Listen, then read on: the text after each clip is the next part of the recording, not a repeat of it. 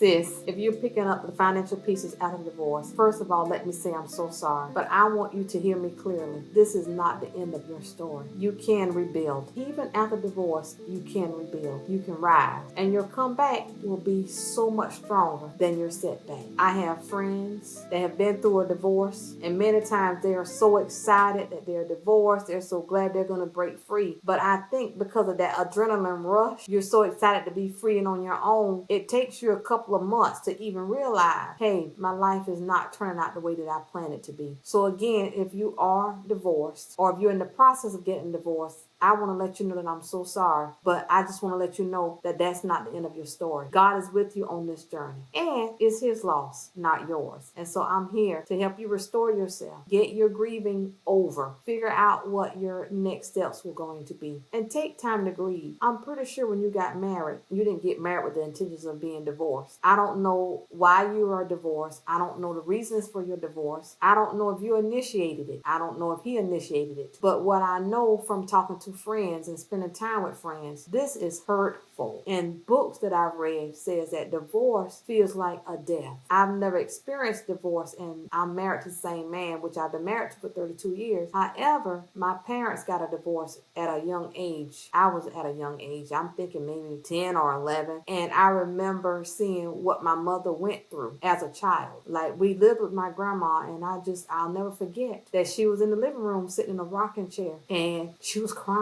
because she and my father was getting a divorce. So what I want to say to you today is, again, if you are a divorced woman, or if you are in the process of getting divorced, if you are feeling rejected, if you are feeling like you're not good enough, sister, you are good enough. But don't expect to heal overnight. Yes, you pray and you trust God, but you still have to remember that He's given us this. And you know what this is? This is flesh. You're going to hurt. You're going to have to start over. And once you realize that this is real, that He is gone, you're starting over, you are alone. I don't know what emotions you're going to feel. But whatever you're feeling, I'm here to tell you, you're not alone. If you are a believer, God is with you. Surround yourself with people that love you. Get involved in your church. Men and women of color, we don't deal with counseling. We've been taught to, you can get through it. But nowadays, it's a good idea to get counseling. Sometimes you need someone to help you walk through what you're going through. And I have a really good friend now who got divorced maybe about a year ago. And like now it's really just hitting her that she got a divorce, that she got to start over. And I see the hurt that she experiences. And you know what? There's nothing that I can do to take her hurt away, but I can encourage her. I can be there to listen to her. So just remember, sis, if you are divorced,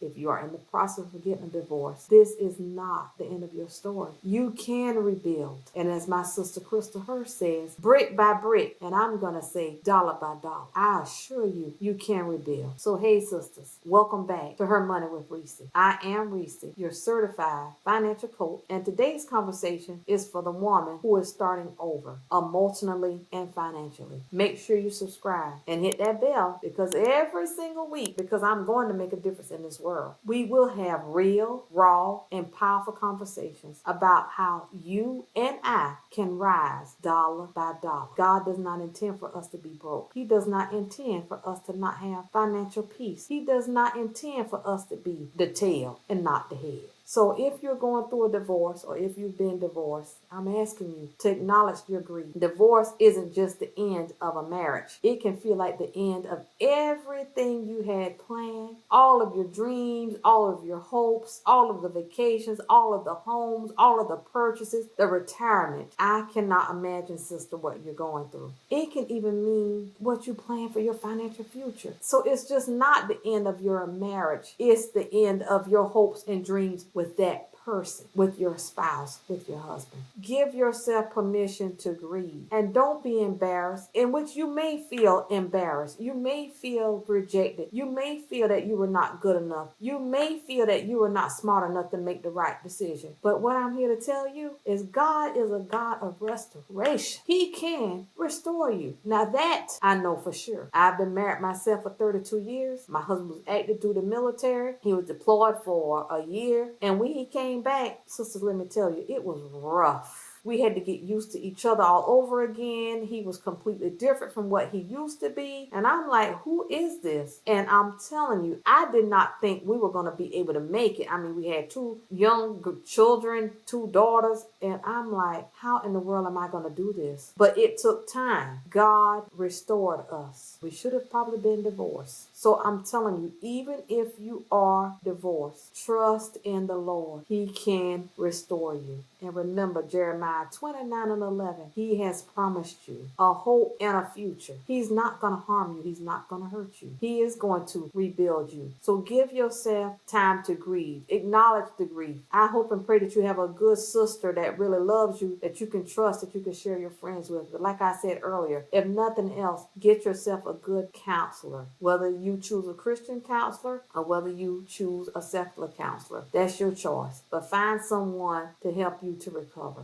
Give yourself permission to grieve. Whether you saw it coming or not, rebuilding your finances after divorce, it takes time, it takes grace, and it definitely takes intentionality. And many times what I've seen too, when women get divorced, they get stuck with debt that occurred during the marriage. Or either they get stuck with a car that maybe they co-signed for and now the husband is not paying. Whatever your situation is, give yourself some grace and rebuild yourself with time and intentionality. I want you to know your financial past, sister, it clearly does not define your financial future. First, financial steps that I need you to take. I'm going to give you 5 steps to help you get grounded and begin again financially. If you need to come back and watch this video again and write it down, write it down. I'm encouraging you to do this. Like, divorce is no joke, especially if you have children, because I am a product of divorce. And regardless, you may think your children are doing fine. I'm an adult and it still affects me in my adult. So divorce is no joke. It does not only affect you, but it affects those around you. It may affect your children. People who love you, if you hurt, they hurt. So now let's move on. That's my soapbox. I just want to let you know that I care and that in some ways I know what you're going through. I've seen it. I've come near it. So I'm here for you. And so here are the 5 steps that you need to take to help you get grounded and begin again financially. The first thing you need to do, the very first thing you need to do is to know your numbers. What do you have coming in and what do you have coming out? What bills are due? When are those bills due? What debt exists? What is the total of those debts? Don't guess. Get it all in front of you. It may make you feel terrified. It may make your heart race like never before. Get all this out. Put it on your kitchen table, whatever table, in your bed, put it there, because you have to know your numbers. You have to know what's going in and you have to know what's going out. So number 1, know your numbers. You also need to create a post-divorce budget. Your lifestyle has changed, so your budget, it has to change too. Maybe you're going to get child support. Maybe you're going to get alimony. Maybe it's going to take a while for it to even get to that point. You may be separated and you have not gotten anything yet. So create your post-divorce budget. Number 2, just remember your lifestyle, it will change. And so if your husband was employed and you were used to living off 2 incomes, you got to learn now how to live off of the income that you're going to be bringing in.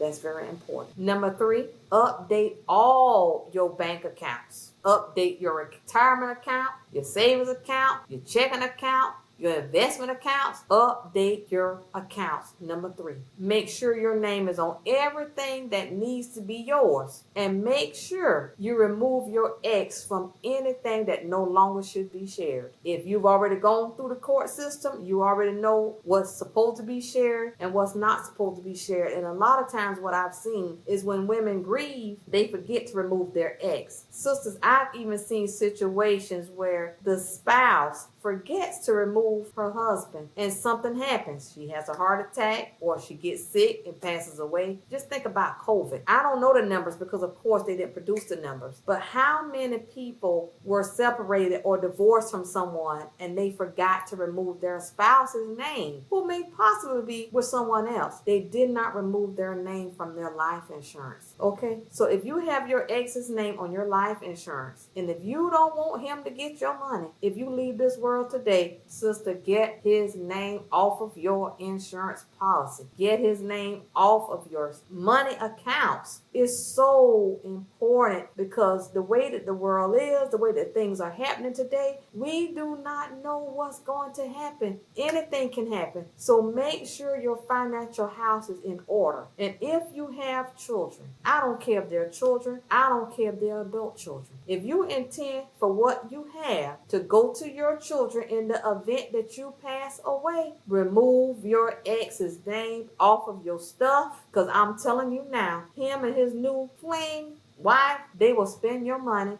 and they won't give your children one dime. Unless you have this so great husband that puts his children before the non-mother of his children. So I'll leave that for you to decide. But it's very important to get your money in order. Okay, the next thing you need to know, number 4, start an emergency fund. Even if you start with just $50, it's a step towards peace of mind. $50 can grow. That's $50 times 12. That's $600. That might replace 2 tires. That might replace some PTO time. If you had to take a day off and you didn't have no PTO time, you still need to get groceries. That $600 can fill in that void if you have to take some time off and you didn't have a PTO. So just remember, a small beginning now doesn't mean that you're going to have a small ending. So make sure you have an emergency fund. That is your guard gate. Remember that. It's your gate. It protects you from the things that you don't know about. If you don't have an emergency fund and you are a credit card holder, not having an emergency fund is going to help you continue to spend money on that credit card. And the only way you're going to get out of credit card debt really is if you stop adding to it. So step number 4, start an emergency fund. Step number 5,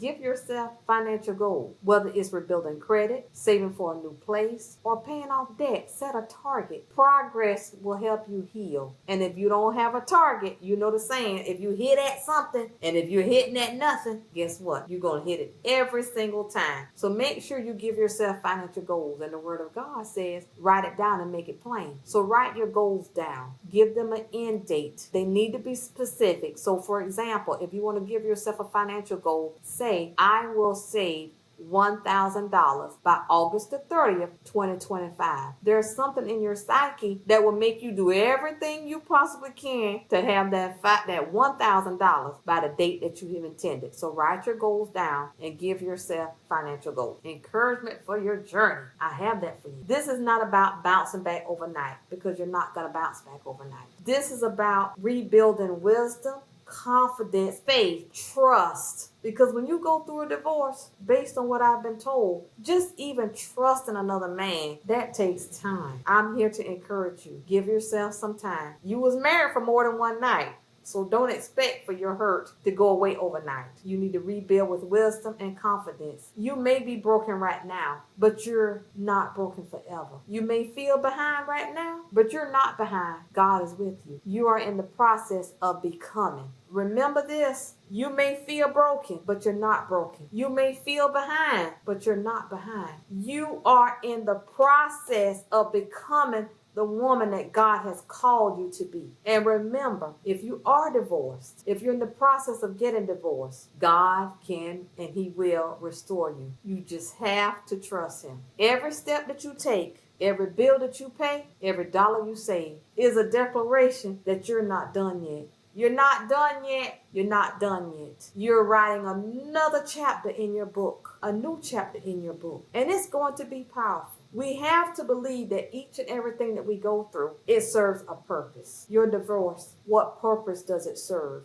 Ask God, what purpose does it serve? Can you help another woman? Can you sow into another woman's life who's going through a divorce? Don't keep your knowledge to yourself. Use it to be a blessing to someone else. I'm telling you, we are going to build a sisterhood. We're going to do it dollar by dollar, and we're going to be here to support each other. We need each other now more than ever. We have to stick together. Remember that. So sister, you're just writing a new chapter. We're just the characters. I heard a young man say that. So you're the character in this new chapter that you're adding to your book. And it's going to be powerful. It's going to be a blessing to other women. Just give yourself time to heal, time to start over. So if you're starting over financially after divorce, I want you to know you're not alone. You don't have to do this by yourself. If this episode spoke to you, drop a comment below that says I'm rebuilding and you're rebuilding on purpose. Like this video, subscribe, and send it to another sister who's walking the same road. We rise stronger when we rise together. Until next time, keep rebuilding, keep believing, trust in God, and keep rising, sister, dollar by dollar. Keep rising, dollar by dollar. God bless you. And again, if you have been divorced, if you're going through a divorce, I'm so sorry. But God is with you. We're building a community. If you need to say something, drop it in the comments. I will definitely respond to you. Again, we're rising dollar by dollar. Keep rebuilding, keep believing, and remember, you are a character in your story. Have a great day.